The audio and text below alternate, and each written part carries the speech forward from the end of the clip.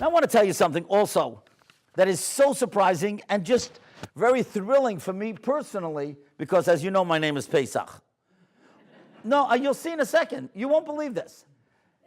You know, when I used to play ball with the Goyim, they called me Passover, right? No, I can't even say Pesach. Today I made a hotel arrangement someplace. I'm going for Shabbos, so I have to be in a hotel. She asked me, what's your name? I said, you know what? I'll send you a CD if you can pronounce it. You know, like, they can't say Pesach. No, the Goyim can't say the CH, right? That's why they call it Hanukkah. So, right? They can't say the CH, right? So, but what does Pesach really mean? You're going to be surprised. Because the Pasuk tells us like this. Again, Shemois Yud Beis, Pasuk Chav Gimel. Va'ovar Hashem lingoif es Mitzrayim. Hashem passed through Mitzrayim to plague them.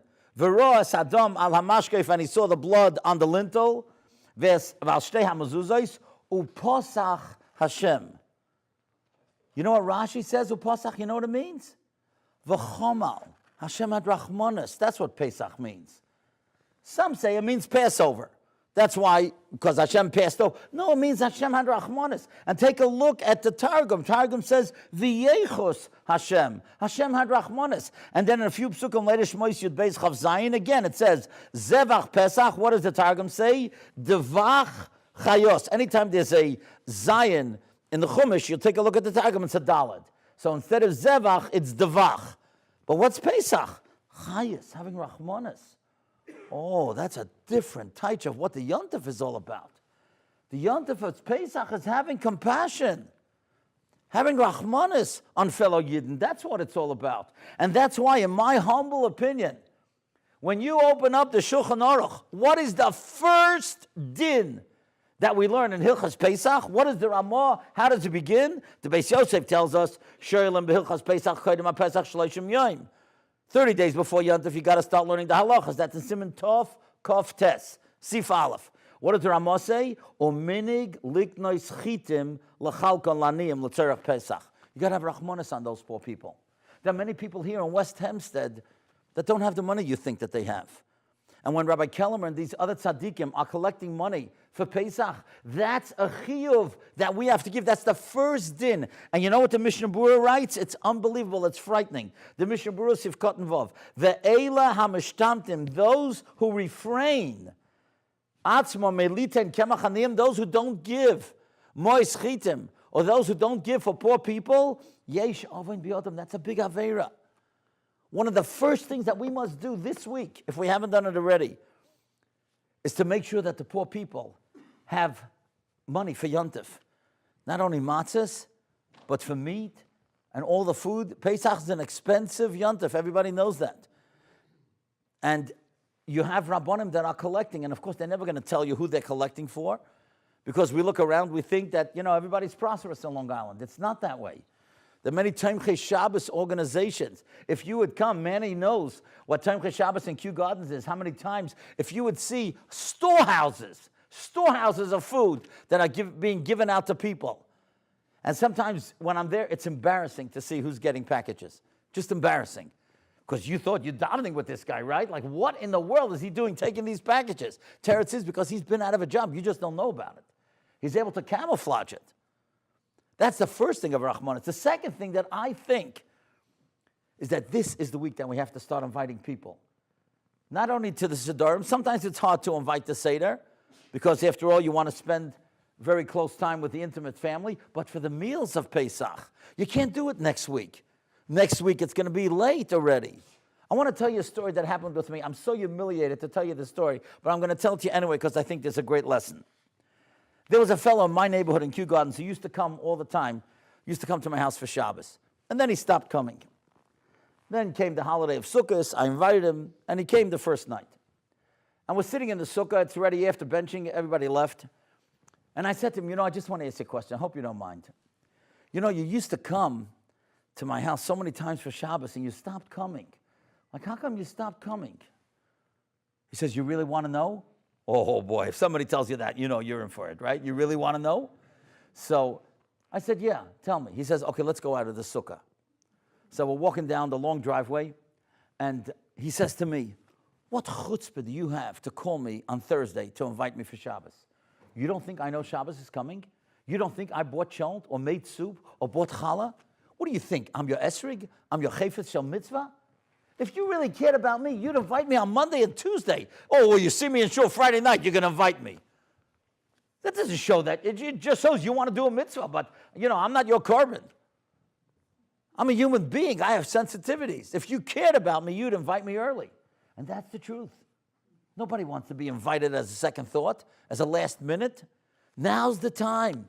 Now's the time to invite either to the Siddurim or the meals for first day Yontif, second day Yontif, Shabbos, Chol Hamoed, whatever.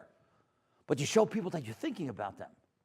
So one is to give money, moes chitim, and the second thing is to invite. And here's the third thing that most of us don't even think about. And that is, there are a lot of children that have no place to go on Chol Hamoed. Many of us are going to take our children either to concerts or to amusement parks or to the Tampa Bay Yankee game Thursday night in Yankee Stadium. Now, in Australia, they won't know what in the world I'm talking about, right? Yankees are baseball, folks. But anyway, in Cuba, they'll know. Or in Mexico and Chile where they play baseball, right? So that's great. You can take your kids to a ball game. That's wonderful, right? You have to be able to afford it, but okay, that's another problem. But there are a lot of children have no place to go. And a lot of parents are embarrassed because they don't have their children, they don't know where to take them because they can't afford it. Maybe now that we're planning what we're going to do with our children on Chol Hamoed, start thinking about your neighbor's kids or your cousin's kids or the kids down the block who don't really have somebody to go with. That's what it's all about. No single mother and no single father should be at a meal alone on Yontif.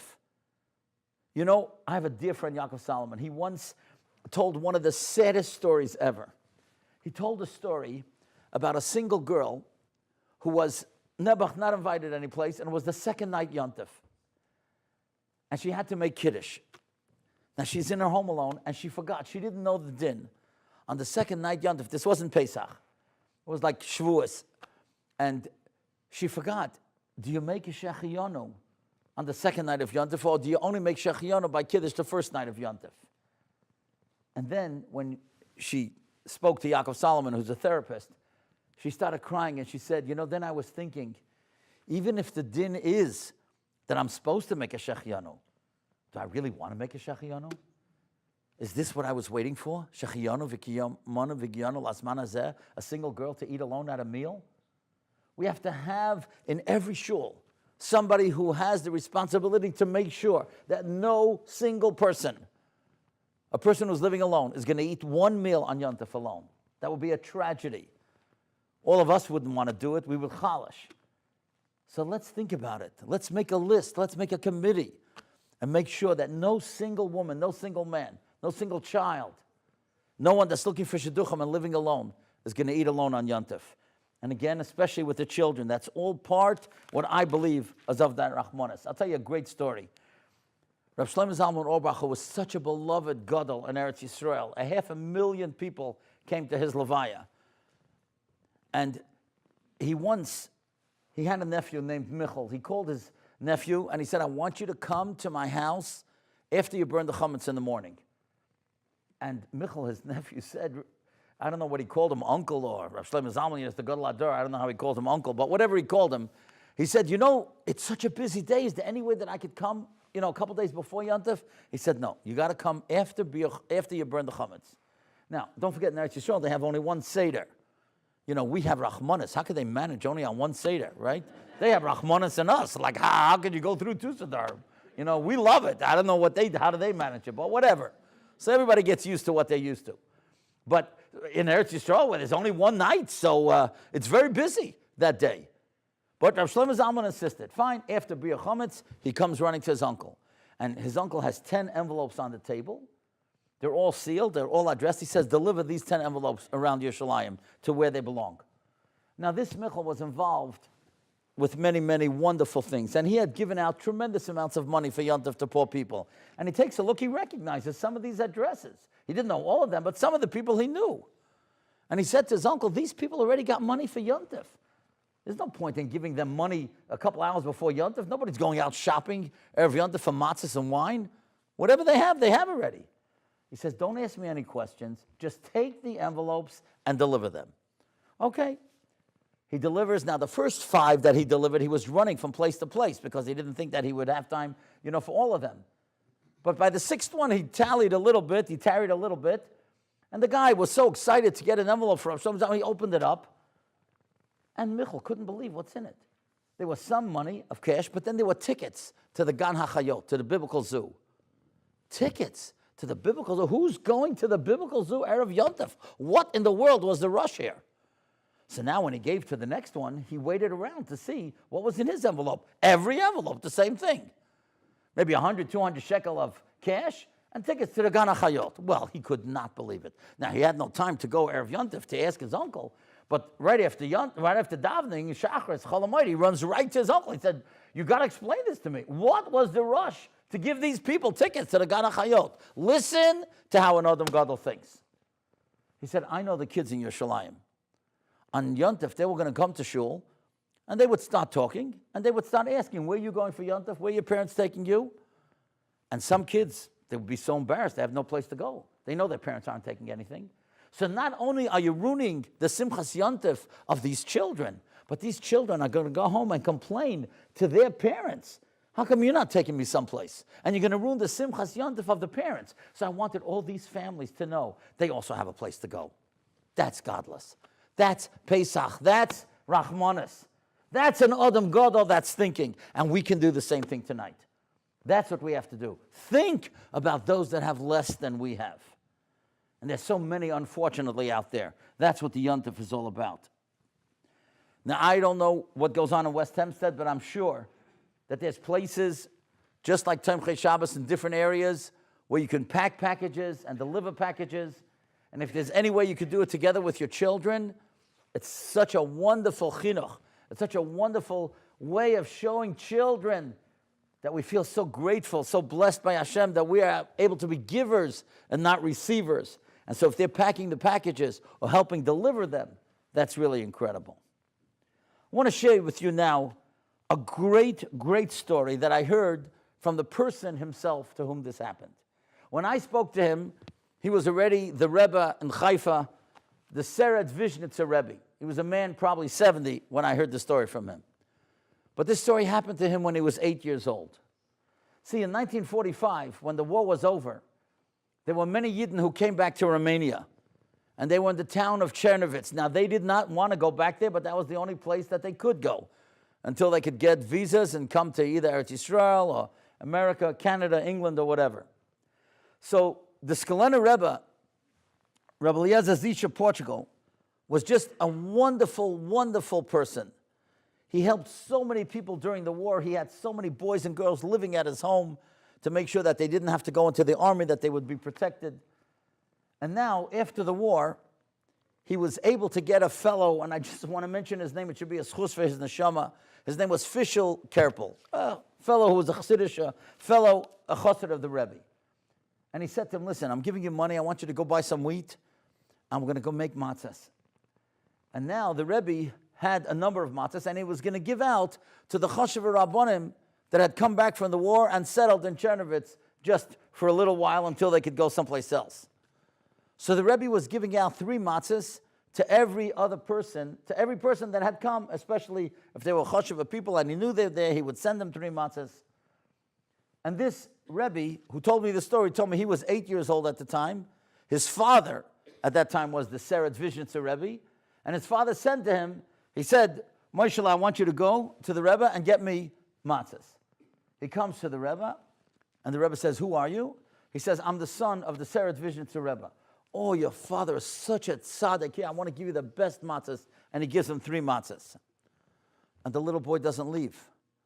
So the Rebbe said, you don't want to go home to your tata? He said, my father said, I can't leave until you give me 6 matzahs. He said, 6 matzahs? What are you talking about? I can't give you 6. I don't have enough. I could give everybody for the first Seder. I can't give out 6 matzahs. The little boy said, he says, he told me, he said to the Rebbe, what should I do? Kibbut Avayim. My father said, I can't leave your house until you give me 6. So now the Rebbe is stuck between a rock and a hard place, right? This little kid wants to be a tzaddik, right? He's trying to listen to his father, and he doesn't have enough matzahs. So the Rebbe said, your father's a big tzaddik. Wish him a good yonta for me, and here's 6 matzahs. And he gives him 6 matzahs. 2-3 weeks go by. Erev Yontif, this little boy told me, his father sends him back to the Skolena Rebbe, and he gives him back 3 matzahs. Rebbe says to him, what are you doing? Well, you're making fun of me? What's going on here? I didn't want to give you 6 matzahs. I didn't have enough. And your father made me give 6 matzahs. Now you're giving me back 3? Listen to what the little boy said. He said, my father said I should tell the Rebbe that he knows that the Rebbe is such a big tzaddik that he probably gave away all the best matzahs to everybody else, and he has almost nothing for himself. So my father took extra matzahs so that he should be able to give you Erev Pesach, the best matzahs, and these are the 3 that you could use for the Seder. And you know something? Skolena Chassidim told me those were the 3 that he used. That's great, people. The Skolena Rebbe is thinking about everybody else, and the Seret Vision to Rebbe is thinking about the Skolena Rebbe. That's what godless is all about. That's what the Yontif of Pesach is all about. That's the Rachmanis. That's sensitivity. I want to share with you an amazing thing that you could tell over at your Seder because it's so vivid and it's so amazing, this story, and it has to do with a little child who, again, told this story when he was an old man. And that was Rav Shimon Schwab. It's not an easy story to listen to, as you'll see in a second. But he asked a question. The Gemara tells us, Psachim Kuf Tez Zayin Amud Beis. And we read this in the Haggadah. B'chol dor v'dor chayiv adam lirois es atzmai. Every person has to see himself ki'ilu hu yotzem Mitzrayim, as if he went out of Mitzrayim. So Rav Schwab asked, how could I feel that I went out of Mitzrayim? That happened thousands of years ago. What connection do we have? We live in a different era, in a different place. How can we connect in such a way? How can we feel that?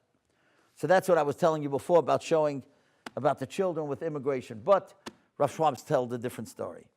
He said when he was 9 years old, he was raised in Frankfurt, in Germany. And unfortunately, he had the whooping cough. Now, the whooping cough is a terrible illness for children. The kids go into terrible coughing spells. The facial veins are swollen, and they can go into violent coughing, and they just have shortness of breath. It's terrible. So every generation has its own way of healing things. And the way they healed kids who had the whooping cough is they would take this huge pot of hot water that was lit up by kerosene, and the child would bend over it, and the vapors would go into, he was sucking the vapors into his lungs, and hopefully that would clear his lungs. So Rav Schwab said that's exactly what they did in his house, and he was bent over the big heavy pot that was with kerosene. Nebuch, somebody walked by, tipped it over, and the hot, scalding water fell on his left arm. And he was screaming and yelling and crying until the doctors were able to come with salves and ointment and take away at least the sting of the burn. But he writes that for 1 year, his left arm was discolored. Now, he wrote something, I couldn't get over this. He said that there's not one cell. He said, if I show you now my left arm, this is the left arm that got burned. He said, but there's not one cell in my hand today that existed then. He said cells, and I looked it up, live for 120 days. I couldn't get over it. We tell everybody they should live and be well till 120. Cells also live till 120. It's like amazing, right? So cells live till 120 days. So Rav Schwab said, you see this arm? If I tell you this is the arm that burned, but it is the arm that burned, but there's not one cell that's there that was there now. So what's the answer? Because it regenerated. And if it regenerated and regenerated, it's still the same arm. And he says that's how we have to look at it. All those 600,000 men and their wives and children, they all regenerated over and over and over. And we are the same arm, so to speak, as what they are. We have their DNA, in a sense, because they rebirthed. They had children and grandchildren and great-grandchildren all the way down to us. That's how you think about it. And you tell the children this story. So we may not look like them, and we may not experience what they experienced, But we're their direct descendants, and that's why we could feel this.